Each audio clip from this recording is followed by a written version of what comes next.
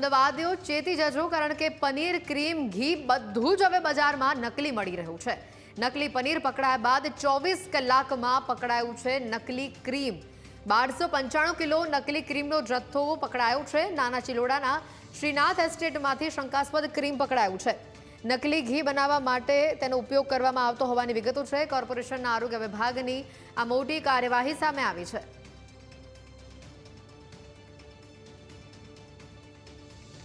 જે રીતની ઘટના સામે આવી રહી છે, થોડા દિવસ પહેલા જ નકલી પનીરને લઈને સમાચાર આપ્યા હતા ન્યૂઝ કેપિટલે, અને હવે હજી એ સમાચારને 24 કલાક પણ નથી થયા ત્યાં મોટી માત્રામાં નકલી ક્રીમનો જથ્થો પકડી પાડવામાં આવ્યો છે.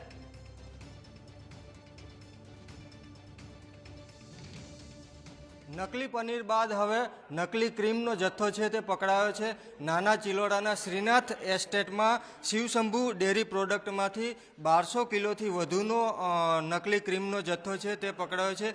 ક્રીમની અંદર પામોલિન તેલ અને મિલ્ક પાવડર છે તેનું મિશ્રણ કરી અને જે જથ્થો છે તે બનાવવામાં આવતો હતો, અને ત્યારબાદ આ જે મિશ્રણ કરેલું ક્રીમ છે તેનો ઉપયોગ ઘી બનાવવા માટે કરવામાં આવતો હતો, અને અલગ અલગ ગામડાઓમાં આ ક્રીમ છે તેને સપ્લાય કરવામાં આવતી હતી. આપણી સાથે કોર્પોરેશનના ફૂડ સેફ્ટી અધિકારી છે અમિત પટેલ, તેમની સાથે વાતચીત કરીશું. સાહેબ, 1200 કિલોથી વધુનો ક્રીમનો જથ્થો છે તે પકડાયો છે. કઈ રીતે ભેળસેળ કરવામાં આવતી હતી અને શું ઉપયોગ કરવામાં આવતો હતો તેનો? ઓરિજિનલ ક્રીમ છે અહીંયા આગળ. એ ઓરિજિનલ ક્રીમ, મિલ્ક પાવડર અને પામોલિન તેલ આવા કેરબામાં ભરેલા છે. વનસ્પતિને પામોલિન તેલ મિક્સ છે. એ એક તપેલાની અંદર ઓગાળવામાં આવે, વલોણાથી એને મિક્સ કરવામાં આવે, ગરમ કરીને ઠંડુ પાડવામાં આવે. ઠંડા પાડીને આ રીતના 20-20 કિલોના કાર્ટૂન બનાવીને નાના નાના ઘીવાળાને વેચવામાં આવતા હતા.